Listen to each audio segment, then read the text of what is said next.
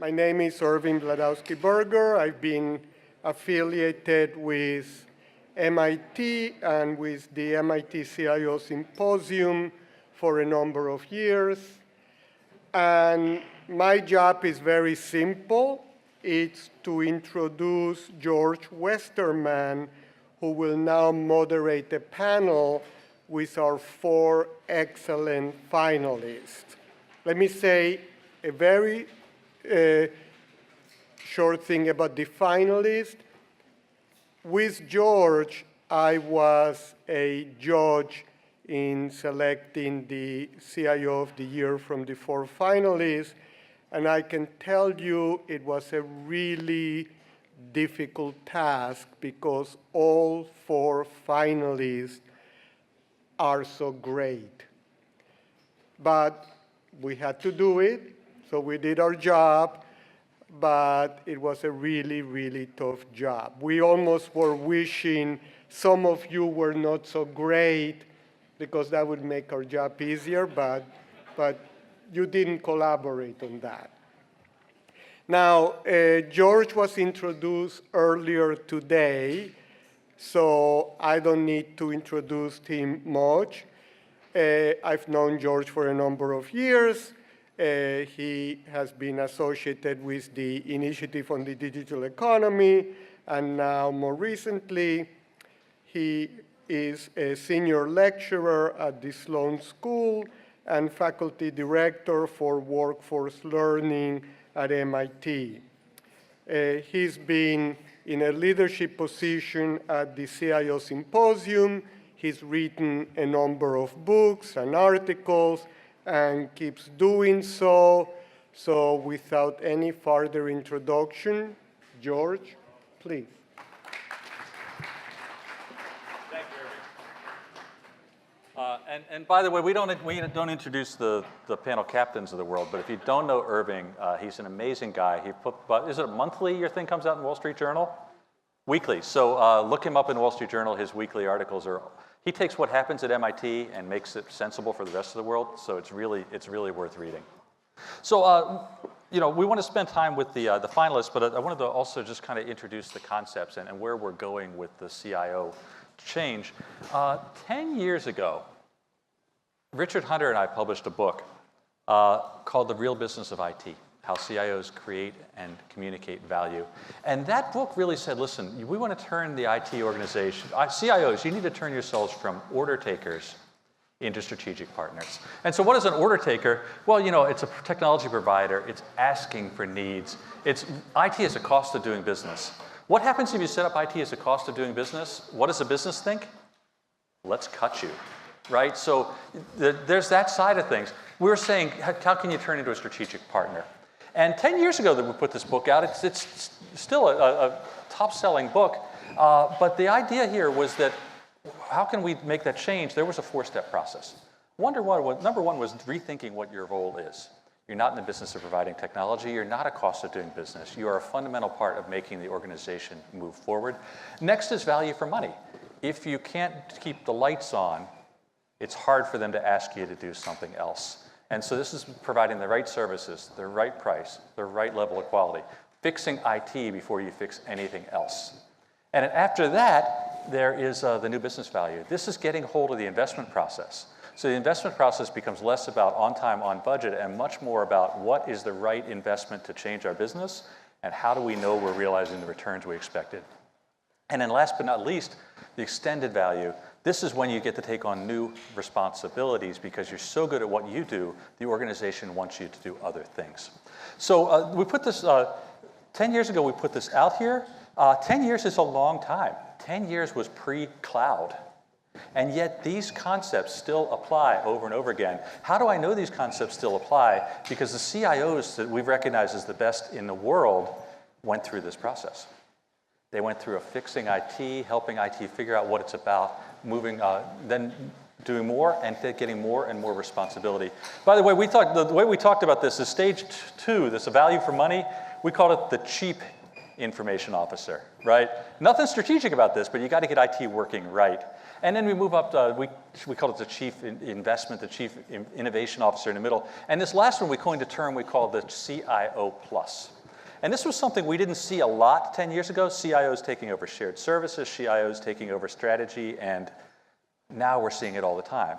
What do I mean by that? Everyone at this table has an additional responsibility beyond CIO. And I would argue that none of you had to ask for that. Most likely, people just said, oh, here's something needs to be done, let's do it. Or you were already doing something, they said, let's turn that into a formal role. So everyone at this table now that's going to come up is also a CIO plus, Chief Digital Officer, Head of Digital Customer Experience, all those other kinds of things too, right? So that was 10 years ago. I think these things still hold, although the technology's changed, the fundamental relationship, communication, mindset, shared understanding ideas didn't change. But now we move forward. What happened since then? Moore's Law's moving quickly. Here's George's Law. As fast as technology is changing, organizations change much more slowly. And what that means, I think the rest of the world outside of IT is waking up to this concept that IT and technology and digital transformation, they're not really technology problems. They're really leadership problems. Digital is not the key word here. Transformation is the key word. And so that means that we really need to be talking about leadership. And another thing we see here over and over again with these great CIOs is they speak the same language. They're leaders first and technology leaders second. They help the organization rethink what it's about.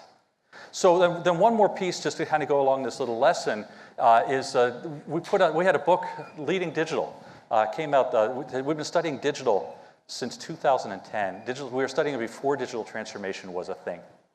In fact, we tried to get people to use the word digital transformation and they laughed at us. Now we can't stop using it. But what we found, we had interviewed 151 executives in large companies, and we found out a lot of companies doing a lot with digital, very few doing it well. But the ones that were doing it well were doing two things really well. One is digital capability. They were putting digital in to change the way they work. It wasn't the mobile they were doing, it was the new customer experience they were doing. It wasn't operation, it wasn't analytics and AI they were doing, it was a new way of doing operations. They thought differently about technology, but they were building those capabilities. But as important and more importantly, they had leadership going on. They were able to envision and drive change. So they built a capability to transform in a company. They turned it from a project into a capability. And that's where this thing came up. So we have a 2x2. Why do we have a 2x2? You're at a business school. You got to get a 2x2, right? And what we found is that the companies that are higher up there, they do more digital, they get one kind of financial performance. The ones that go to the right, that do better leadership, they get a different one. Put the two together, you get the real win. The digital masters are 9% better at driving revenue through their capacity. Revenue per employee, fixed asset turnover, 26% better profit margins. Apples to apples in the same industry. But if the more digital you are, you drive revenue at a lower profit margin. And the more leadership you do, you are more profitable, but not driving revenue the same way. So you got to have both to make that work. So if we were to talk about where is IT? IT started as changing, from order taker to strategic partner. Now the key point here is these leaders of digital, they may be chief digital officers, but many times they're your CIO. And oftentimes, like we have at the table here, they're CIO and chief digital officer. That's a tremendous opportunity, and it's a real change from 10 years ago where it was really hard for many CIOs even to be in the conversation. So I want to welcome the group up here to start talking about how they've made this change happen, what it means for their careers, and what it means that you can learn from on what it means to be a great technology leader in today's day and age. Come on up.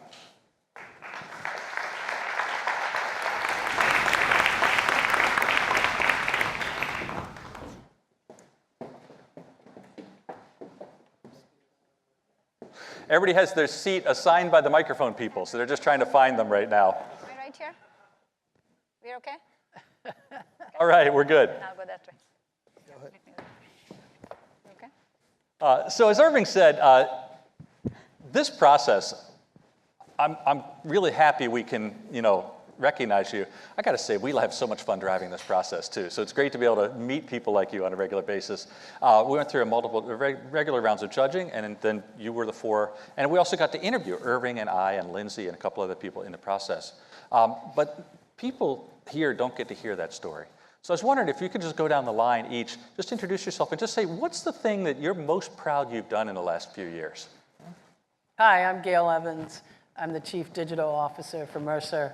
I started my career, though, at Mercer as a CIO and evolved to Chief Digital Officer.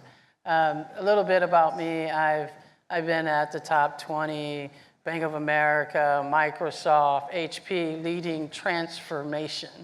And then it got real sexy, and they started to call it digital transformation. And so I've been on this journey for many years. I think what I'm most proud of at Mercer is the power that is happening with the colleagues, right? I mean, technology will change. It will change often, and you got to, keep your skill. But I am most proud of how the colleagues have embraced the change and started to learn new tools, new skills, asking different questions, behaving differently.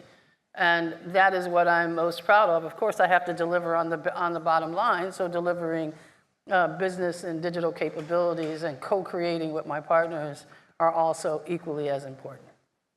Thank you. Kris. Thank you. My name is Kris Rao, Vice President and CIO of Ricoh. For those of you that don't know Ricoh, it was a printer company, but right now it is a digital company. We are in the business of empowering digital workspaces, that is improving productivity using digital. So we are all about digital. Having said that, what am I proud of? We have done a lot of innovation, a lot of projects which I can talk about, but I'm very passionate about technology. So let me talk a little bit about how the technology paradigm is shifting and how my company is shifting towards that. And that is what I'm really proud of. So if you look at the entire technology paradigm, right, in high-level terms, in the past, we told the machines what to do in order to improve business performance. In the future, the machines are going to tell us what we should be doing to improve that business performance. And combine that with other emerging technologies which are coming up. Think of blockchain for collaboration, AR and VR for visualization, and 5G, which is coming up fast for ubiquitous bandwidth. The opportunities are endless. So it is becoming a digital world. And in this new paradigm, it is not only important for IT to be agile. We always talk about IT agility. It is very important for business to be very agile, which is how can business change those business models at a nimble based off of the insights that is coming from the digital world. And that's what I'm really proud of, how my company, the conversations they had in the past with IT is evolving. In the past, they came and said to IT, can you deploy this platform to do demand gen? And that conversation evolved to business again coming saying, hey, there is a problem, can you work with us and solve that problem? And now the latest evolution is IT going to the business, hey, there is a new business channel we can open. Can we work together and get new revenue streams? So I'm very proud of how the conversation has shifted in our company from a traditional company to a digital company. Thank you. Thank you. So Aarti Shah. Okay, so hi everyone. So first, thanks to the selection committee for nominating, selecting, and really very happy to be with this esteemed panel over here. So I'm Aarti Shah. My first title, I remind myself always, I'm a mom first. And yes, at Lilly, I'm the Chief Information and Digital Officer. And in that capacity, I have responsibilities for IT, information security, advanced analytics and data sciences, as well as digital health. Prior to that, I've done a variety of different roles, but unlike my fellows over here, my entire career has been at Lilly, all 25 years. In terms of what I'm most proud about are three things. First is I'm very proud about my team and my organization. And to George, what you talked about, right, the evolution of IT, and truly I can say we have gone from that service organization to leaning in, influencing, and being at the table to lead Lilly through this cognitive era, this digital era, I would say. Second, I would say I'm most proud about is the trust and credibility that we have garnered from the executive committees, right? It's one thing to have this position at that level, But for all our major businesses, I have the divisional IOs, CIOs at that, and what that allows us to do is really to truly be that strategic partner, be hand in hand with the business and integrate business strategies and IT strategies together. And last I'm going to say is, any major transformation within the organization, it's phenomenal to see how IT, how technology, data, and analytics is powering our business and making a difference, whether it's in speeding discovery and development of medicines, whether it's the productivity agenda, the manufacturing, or how we interact with our customers and patients that we seek to serve. Thank you, thank you. And then Eash, last but not least. Good afternoon, everyone. George, nice for the extra legroom up here. Thank you again for hosting us and honoring us. It's a very humbling experience. My name is Eash Sundaram. I always say I'm proud to be a JetBlue crew member first. 22,000 strong crew members who deliver this experience. We are behind the scenes people, happen to run the technology and our ventures organizations behind the scenes. If you think about this industry, first commercial flight, 1914, January 1st, when Tony Janis took the flight from St. Petersburg to Tampa. In 104 years of commercial aviation, this industry has only seen mergers, acquisitions, bankruptcies, and thousands of lost jobs, and billions of lost, shareholder value. That's the history of this industry, and we're so proud to say JetBlue is the only company in America it's actually survived its second decade without going through one of these mergers, acquisitions, bankruptcy, and still remain profitable, which clearly says whatever this industry is designed for will not last another cycle if we don't do some things different. And future-proofing JetBlue is not just inspiring humanity and driving a great experience. It's also protecting jobs and protecting this brand into the future. And we look at through the lens of what it takes us to be successful. The two things that come to my mind is we have to expand our brand beyond just being an airline into travel, hospitality, and asset-light growth. That's one lens. The other lens is we have to do things different within the core airways that flies millions of people day in and day out serving our customers. So these two are absolutely the future-proofing mechanism for us. And I have to say, the proudest moment I have is when I think about this brand, kind of stretching itself beyond travel, airways into travel, hospitality. We're redefining our core philosophy. We used to say we are a customer service company that happens to fly planes. Now we can say we are a technology company in the customer service business. With our venture investments, we have 25 different investments that we have made, a dedicated venture capital fund that is going to change the way we run this business into the future. So very proud. Again, it's 22,000 strong people driving this, right? It's, we're behind the scenes people. Thank you. Thank you. Great. So, I talked about the progression, order taker to strategic partner to really leading digital. And you have been, all four of you, through this progression. Gail, why don't, if you start with you and see if anybody else wants to add, what's the most important thing to do to go from the old to the new, from the order taker to this true co-leader effort? What would you say is the most important thing? I think you have to be a business. You have to know the business. In Mercer, we have our health, wealth, and career. You have to understand the business. To be invited to the table, you have to come to the party with some knowledge about the business objective, their strategy, the problems they're trying to solve, and their clients and their customers from outside-in view and an inside-out view, because the inside-out view could be even more powerful if you're not customer-centric. So I think there's definitely know the business. The second part you need to bring to the table is technology, but in my opinion, technology is table stakes. You should be expected to know the technology. You should be expected to know what the competition is doing in your space. What are your threats? Where are your opportunities? How do you disrupt? And the third, I think, and the most important, is you have to be a leader. You have to humble yourself and know how to laugh at yourself sometime in this role, because you have many different stakeholders at different levels of maturity. Some people really like the order takers. They really do. And they also like to blame you for the things that you probably, if you had requirements, you probably would have built differently. But so there's this know your stakeholders, build the relationship, know the business. But at table stakes for me is the technology. And you bring that together and you create value. You create value through technology. So, What is that value? great. So I heard three things. One is really know the business. That's right. Because if you're going to fix the business, you got to help know it. Number two, but you got to know the technology. And number three, you got to be able to lead those conversations around value and where you're going. That's right. And anything else we should add to this?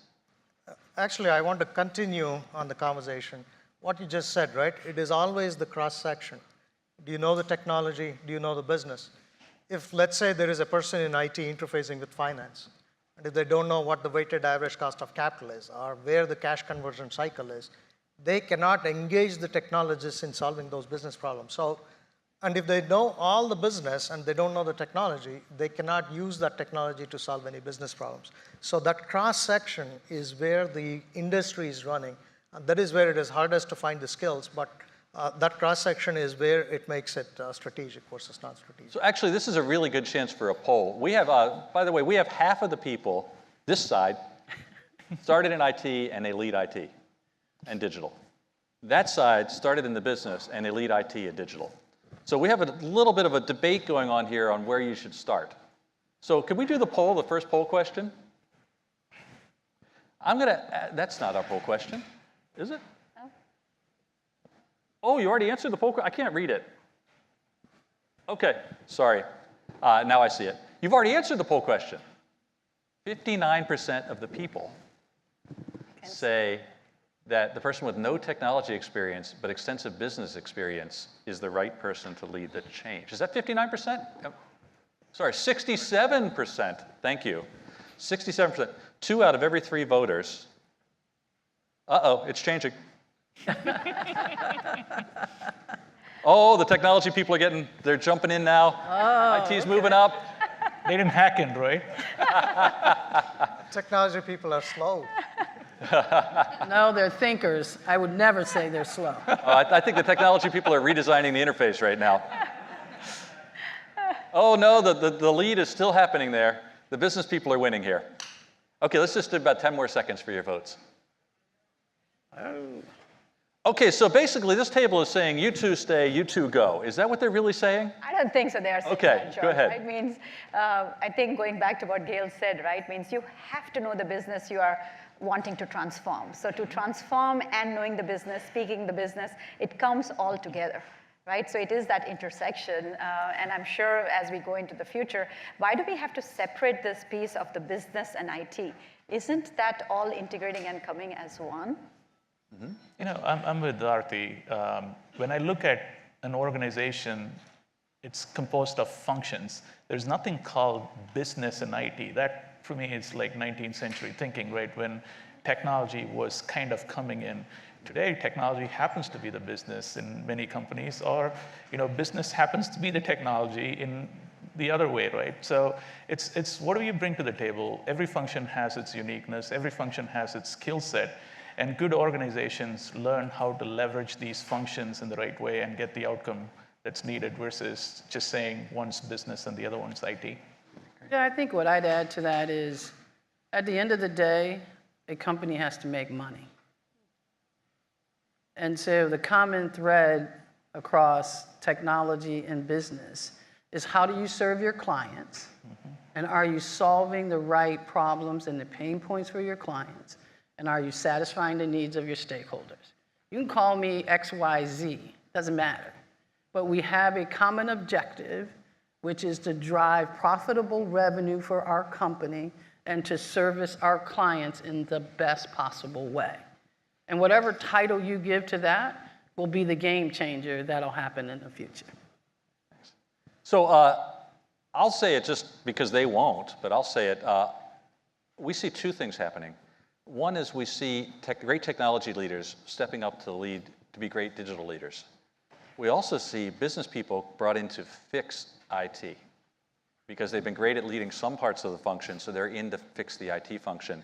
I'd say what that really means is this job, being a great CIO plus, great chief digital officer, if you're in IT, this job is yours for the taking. And they'll go outside to other people to do this if they feel that you can't do it. So how would you do it? That's correct. Learn the business. Get that shared understanding with the people, and then make it happen.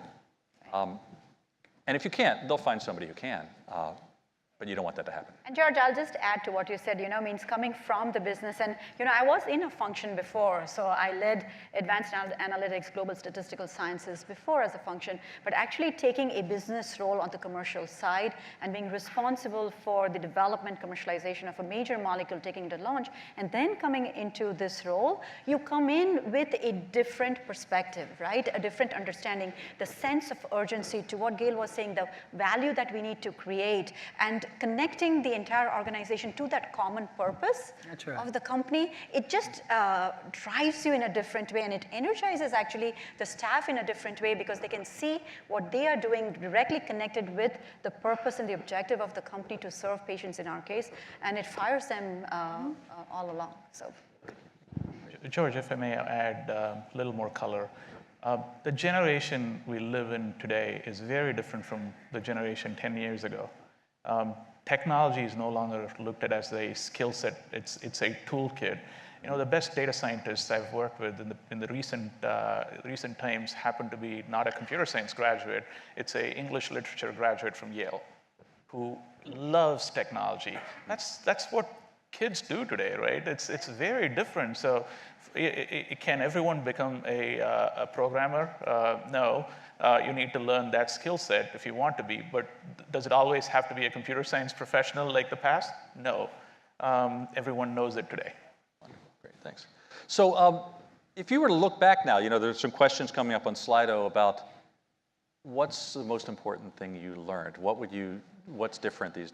So if I could ask you, we've all had mentors. We've all had that person who gave us the perfect piece of advice at a perfect moment. Could you just, what is that? The best advice you ever got? And Aarti, why don't you start us here? So the best advice I've got, and I'll say maybe 3 quick vignettes. So early on in your career, right, when you're in your comfort zone, and then you're at the crossroads of your career, whether you stay in your comfort zone or you push yourself into new things. One of the executives said, "Put the trust and cross the bridge." And on that, I took a different assignment, and it really was one of the best assignments at 5 years, very different than what I had done. Then the second piece was, and this is specifically for the women in the group, so I'm generalizing over here, when we take things very personally and all that stuff, I was in a very important role, a huge responsibility, and one of my women mentors just called me in her office and said, "Stop agonizing, get over it. You have a business to deliver, and the company is counting on you."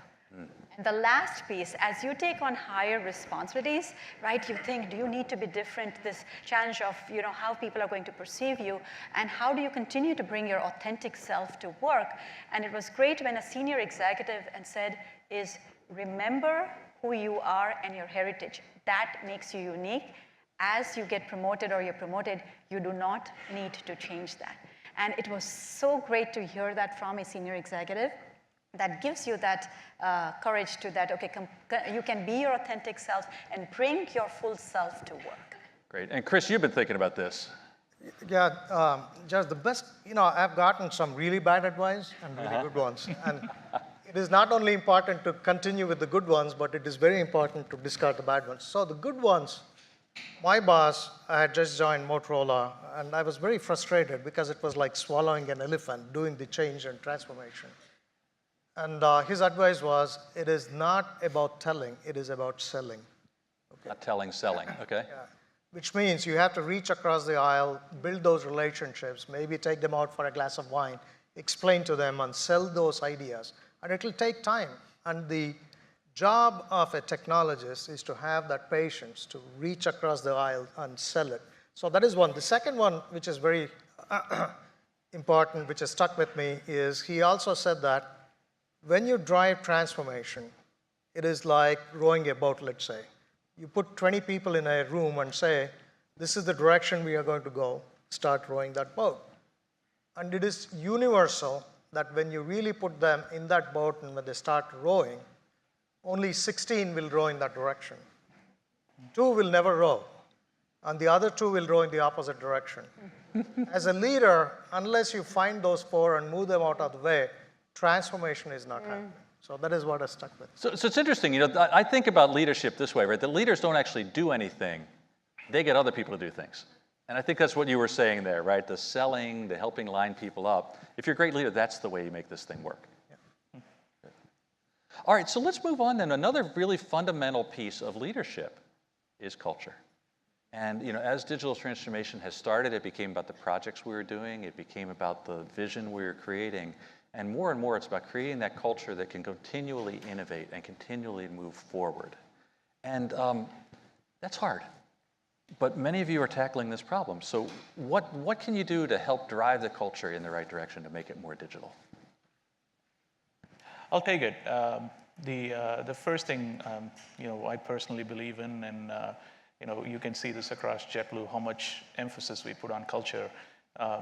As leaders, you have to lead from the back in good days. Give credit to people. As leaders, you also need to lead from the front during difficult ones, right? Mm-hmm. Take responsibility. When you see things in JetBlue, we all clean our planes. It's our planes. It's not a marketing stuff that we do. From our CEO to our founders, we still clean planes. And it would take a lot of pride in that. No job is beneath your title. And I personally believe you keep your titles at home when you come to work. And that is so fundamentally different when you see successful organizations. When you see people like Satya Nadella walking around the building, high-fiving with his people, no matter who it is, it makes a big difference in the organization that absolutely believes in his vision and delivers the results that he wants to do. Organizations are, built with people, not products and technology, right? And you have to, build that culture. Right, means it speaks to level 5 leadership, what he just said, right? Jim Collins used to say, means it's that fearless will to win with humility. What he said means, look out of the window when fame has to be given, look at the mirror when blame has to be taken, how do you do it? And I think what you said, digital transformation is that cultural transformation, and it's a journey. It requires all those pieces to come together, and you really have to understand the culture of your company. And there are books written, right? Means do you do, especially when you talk about innovation, do you do within the business, outside of the business, what it is, what works, what doesn't work? But you have to understand the culture of the company, take that into account, and connect it back to the purpose and the value proposition to make a difference. Yeah, I think what comes to mind for me is a leader has to inspire. Absolutely. Right? I mean, how do you inspire your colleagues to get ready for this change? And there's an inspirational sort of how do you stimulate, get that passion going, get that energy, wanting to win, defining what it means to win.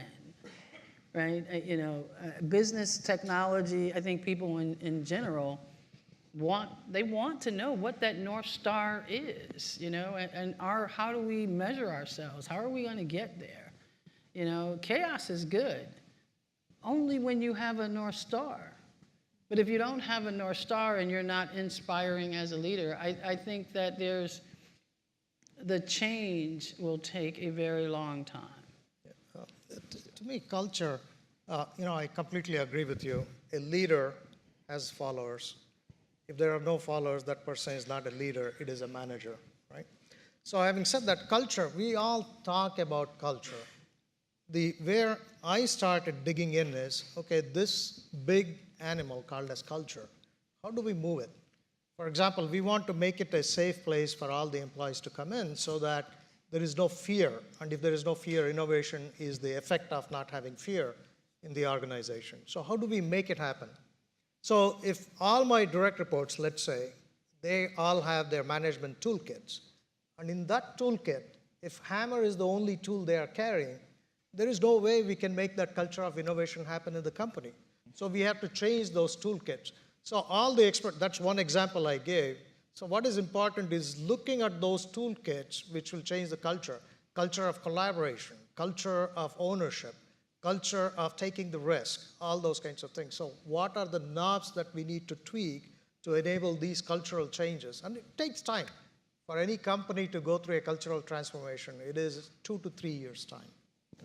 So by the way, we have a new article just came out yesterday in Sloan Management Review, so look around for that on how traditional companies can get a digital enough culture to be as close as you can be to where you need to be. There was a Slido question asking if you could remove the poll results and show the panel up again as a slide. And anybody who has a question for the panel, go ahead and put it into Slido, and we'll make sure we can ask those things. So on the people side, there's another people side too. In addition to the culture piece and setting that direction and just getting people to do the right things, there's also just the skills. So kind of a two-part question for anybody that wants to answer it. What are the major skill gaps you've got? And number two, how are you getting people to move from where they are into the skills they need to have? Yeah. I'll take it. Skills is, in my view, is undefinable now. It almost changes by the day, by the month, by the hour, right? Like you can pick and choose. In the past, we often mix skills with experience. Experience is very different. Experience is knowledge. Skills is ability to do things. And you know, the best thing I can you know, give as a piece of advice is be a learning person in a learning company, because skills will change as you go through the evolution, and we need to be prepared for that change. Means I can share more just practical, tactical things what we are doing, and I'll merge it with this question and the previous question, right? So when we are talking about here to a group of leaders here, you are trying to drive the digital culture, the digital transformation, and how do you accelerate that, right? So I'll just share 3 or 4 tactical things, and we have coined the term, how do you increase, raise the DQ and AQ of the organization, the digital quotient and the analytics quotient. But it has to start from home, right? So within our own organization, we are doing certain things, whether it's through e-learning, classroom learning, apprentice, a variety of different stuff, partnerships with academia. But the next stuff is then with the businesses, how do you help them? And with the business leaders in their leadership meetings, we try to kind of say, how do you bring tech to them so that they can feel it, touch it, and see it? Through use cases, we work with the businesses and, as you said, different functions in digital solutions and products as we move forward, right? The quality is different from a regulatory perspective. It's different. There are so many different pieces that have to come together. So we look at use cases and say, as we go through design thinking, how do we do it together? Then at the executive committee level, we have spent half a day where we have brought actually CEOs of different startups and VCs to do that provocative thinking as to where the world is going within, say, for example, life sciences and healthcare 5 years, 10 years from now, and what do we need to do? So they can actually see with the advent of digital therapeutic products, or now the world of RX and DX, right? It's all coming together to improve that patient outcome. What do we do? And then similarly, we'll do it at the board. And we can never forget that as we do the digital transformation, the role and the knowledge from a cybersecurity perspective, integrating that is very important. So I just wanted to share some very tactical things that at least we are doing within our organization. So there are people out there saying that, you know, in this digital world, every single person in the company should know how to program. Do you believe that? I don't. Okay. I don't. You know, just to add a couple of things, I think you can't teach having fire in your gut. You can't teach that, right? If you want someone to have fire in their gut and passion to go get something done, you can't. There's no playbook for that. And so I believe what we need is that passion and that fire in your gut to go get something done. You know, I guess speaking for myself, I thrive on that. That gives me energy, and it gives me energy to just go win and go be a part of, you know, Mercer has 23,000 plus colleagues, and they're relying on the leadership team to continue to grow the company and grow them. And I take that responsibility very seriously. So how do you screen for fire in the gut? How do you help people get fire? There are questions, believe it or not. We are an HR technology company, and we're called Mercer. And so if you want to know how to get there, there are a few people here that can help you. They didn't pay me for that commercial, but yeah, I mean, there is absolutely playbooks to help you build a digital workforce. And I am not the expert, but I would really offer you to really, there's a number of books out there that talk about this fire in the gut, and but Mercer has definitely put together a playbook in that we post. Some of it is free, so just. And one of the things I'd argue is a great leader is able to help people get that fire. They're able to paint that picture, that vision, that where we're going, so people get that fire.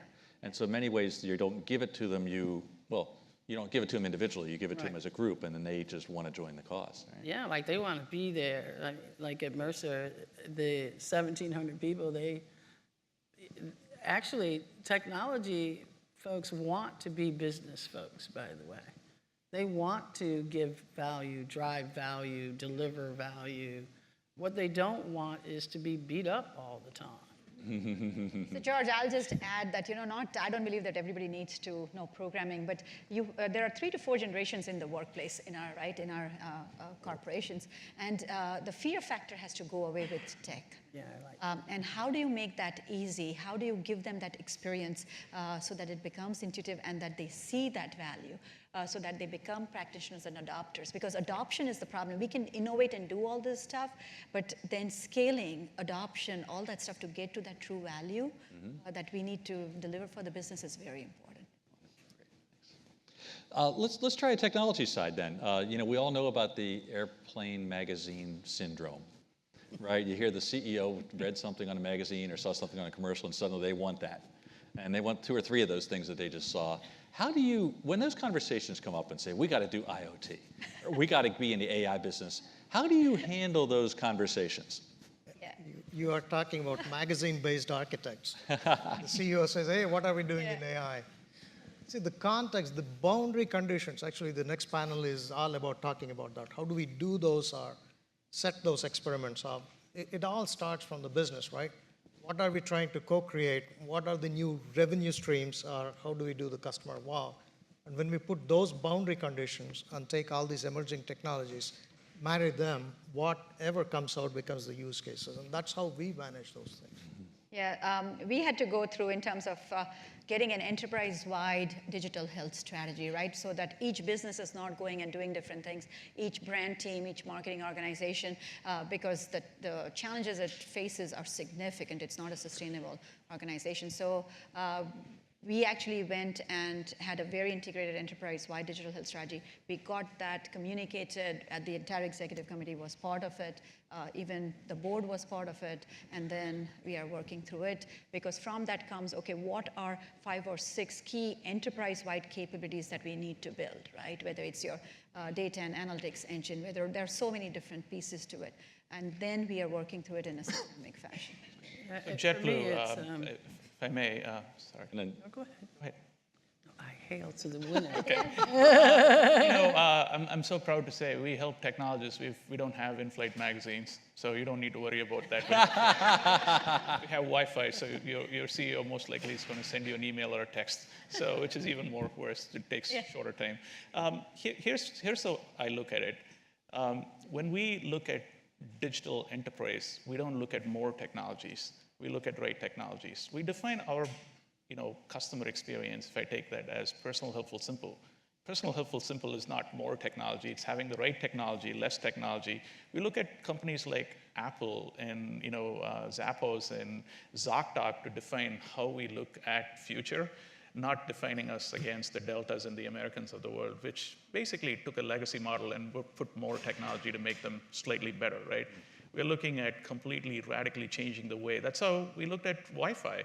I could have gone with the slow go or the go-go, charging $39 for an hour trip, or we could launch our own satellite and find commercial ways to fund that, but give that experience to the customer.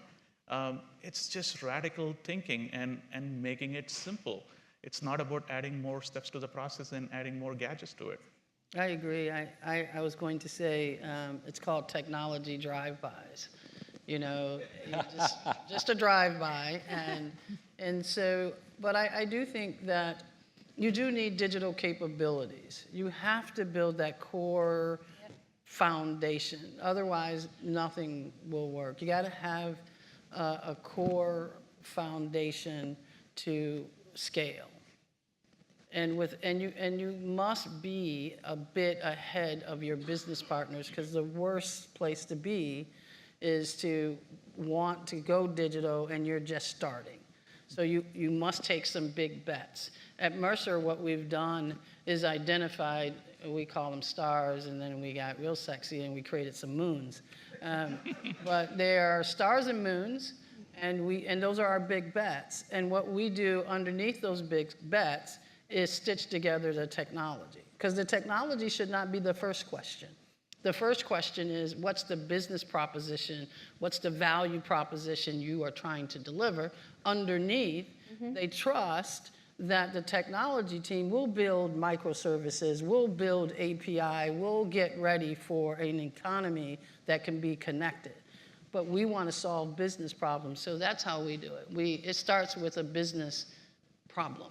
Wonderful, thank you. I'm looking through the Slido questions, and we've got some great questions there. The panel keeps moving into the questions you've asked before you asked them, and so that's probably a really interesting sign too.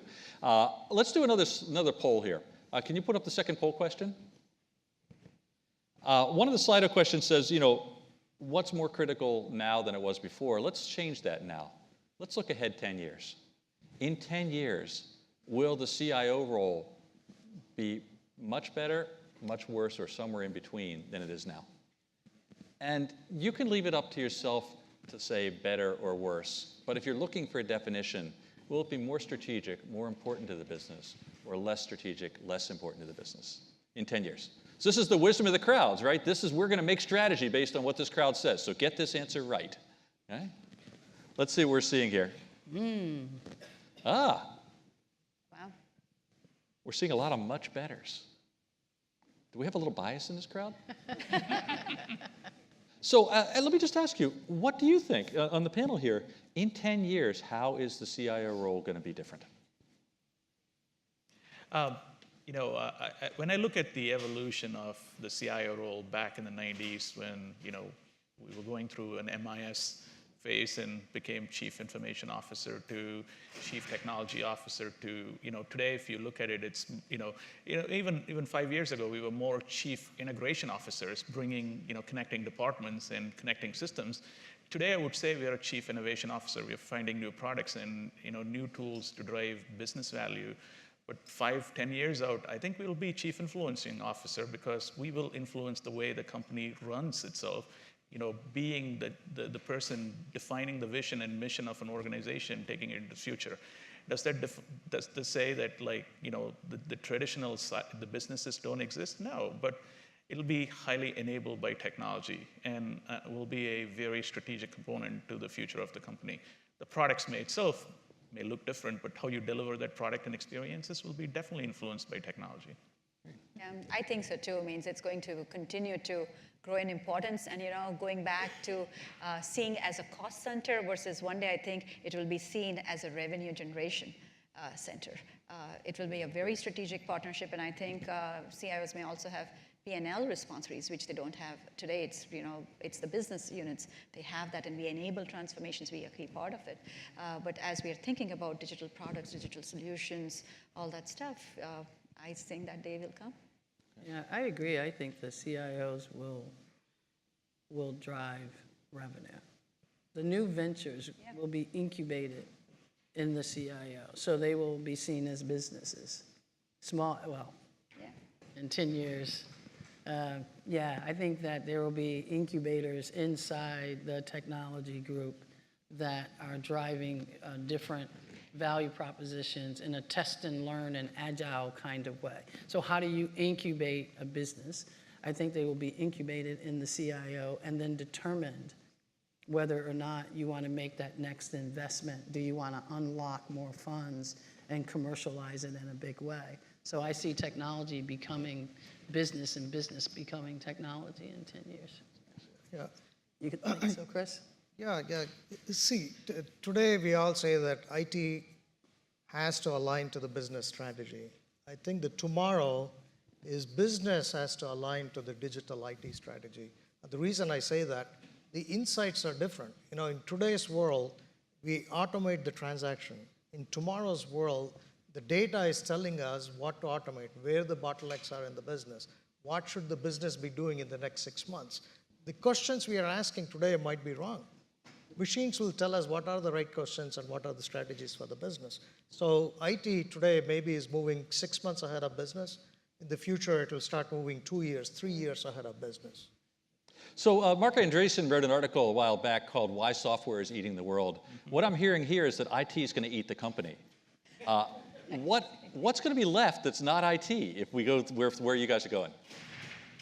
You have to believe every company is becoming a data and tech company, right? Whether they want to admit it or not, or say it or not. But we are all becoming a technology and data company. You know, George, I look at you know, the academia, right? Like, you know, schools like MIT and, you know, the thousands and thousands of institutions. The change that has happened in this place is more than any other change I've seen outside. It's just not visible to everyone, but it's massive radical change. Does that mean that tomorrow there is no professors teaching? No. The foundations of every company will be people, and that doesn't change. The products may change, how you deliver that may change, but 10 years ago, I don't think MIT would have had this conference, right? This by itself shows how important this topic is and how much institutions are focused on building the next generation talent with the awareness that needs to happen. And I just think it's going to be different, but you know, we're still going to sit and talk about it. So I hear you saying not that IT is going to eat everything, but that everybody's just going to be, it's just going to be so integrated, you may not even be able to tell the differences between some of them. I'm definitely not planning on, you know, beaming people in 10 years. We may move them in an electric aircraft, but. Well, I think you're going to know, you need to know, as a business person, you need to know how to create value using technology. And as a technologist, you'll need to understand how to create value for the business. So I do think that those lines will be blurred. Mm-hmm. Thanks. For sure. So just checking the Slido here. Yeah, man, you've answered all the questions already. It's because we're good.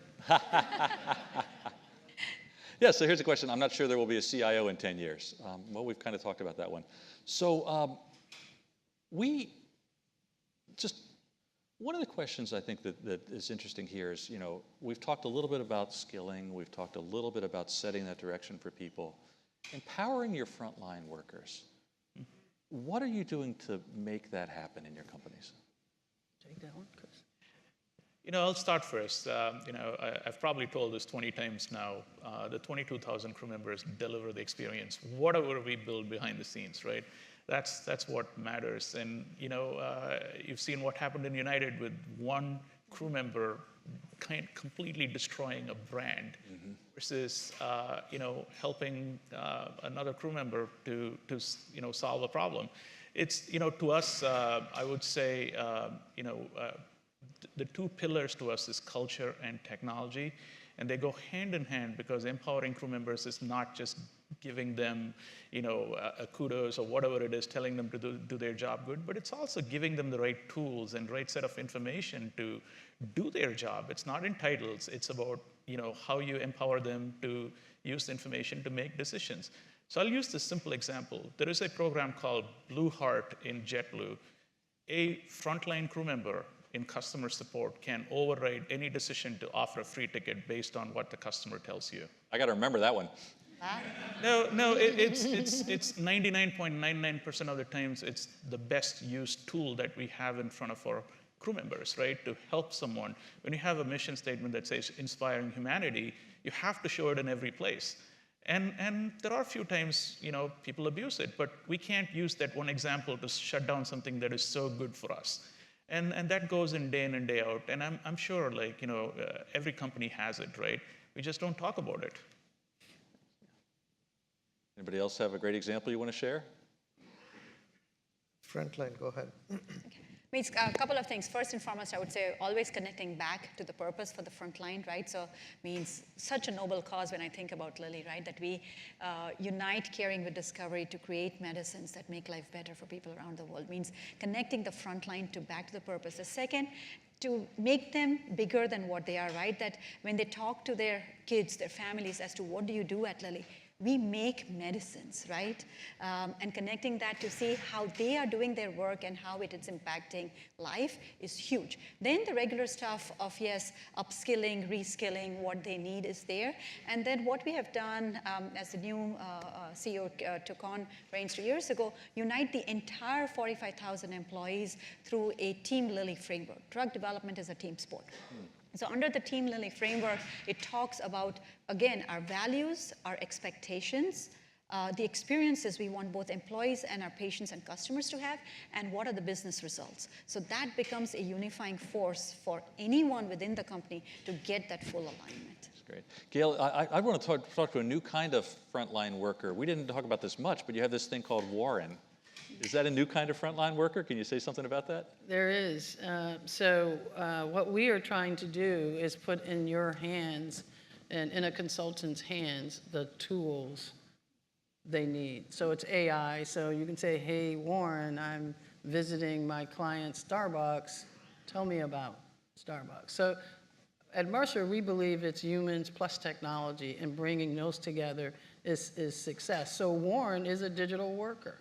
Warren needs to have data and analytics in the back. It also has technology. It has the NLP in the front, so that people, at least my son, he'd rather send me a text than to talk to me. I don't know if you have folks, millennials that do that, but he's very tech savvy for sure. So we have Warren. We have not only Warren, we've also started to look at automation and taking the SME knowledge and bringing them together. You talk about front lines. I don't know, many of you know about my humble beginnings. And so I was a frontline worker. And I always thought that what was needed to inspire me was to help me to believe in the mission of the company and where I could help drive that value, what made me important. And so that's what we do at Mercer, is put Warren in the hands of the people who need Warren, but also recognize that we have actuaries that are very strong and very powerful, and we need them to drive our business forward, but make them see a different vision, potentially, but also know that it's humans plus technology. It's not either or. Thank you. Josh, since all the three spoke, I have to talk about one of the examples. See, for us in Ricoh, US, we have 32,000 employees. When we talk about productivity, our net present worth of $1 in tomorrow's world, it is all about the frontline workers. There is no such thing as productivity unless all our frontline workers are productive. So one of the things we did is that cross-section I was talking about, how to move information to the edge, the right information to the right person at the right time to give the right margins and the right top line. And we were thinking always about data, moving data. And what we did not realize is, why not move the mindset, or why not move the skill set which is sitting in a thimble full of people's heads? And that is where we came back with that AR/VR hands-free collaboration in trying to beam a person, beam an avatar into the places where the frontline workers are going, technical services people are going and fixing those machines. So for us, all optimization, business optimization, is optimizing the frontline workers. Mm-hmm. Thank you. So we want to make sure these people have to move to another panel at 1:15, so we want to finish up the panel here. Just one really quick question for everybody. I've asked you to keep it to one, I've given you a tough question, and I've asked you to keep it to one sentence. So let's see how we can go on there. And the question is this: what's the best advice you can offer an aspiring CIO of the future? One sentence. Start here and we'll come down. Take one step at a time, learn every day. Thank you. Continue to be a student of leadership, and learn your business. She stole my line. Always be a student of technology, student of business, student of psychology. Have fun, be patient, and be a student. Well, this is great that we're at a university and you say be a student. That's a good thing. Pay us the tuition, we'll help you be a better student. So I want to thank you as a panelist. It's been wonderful getting to know you. Thank you for sharing your stories as freely as you did. I think you can agree these people are not IT leaders. They're leaders first. and their technology leaders second. If I had one lesson to go from learning from these people, it'd be that. Be a leader first, technology leader second, and good things will happen. Thank you. Thank you.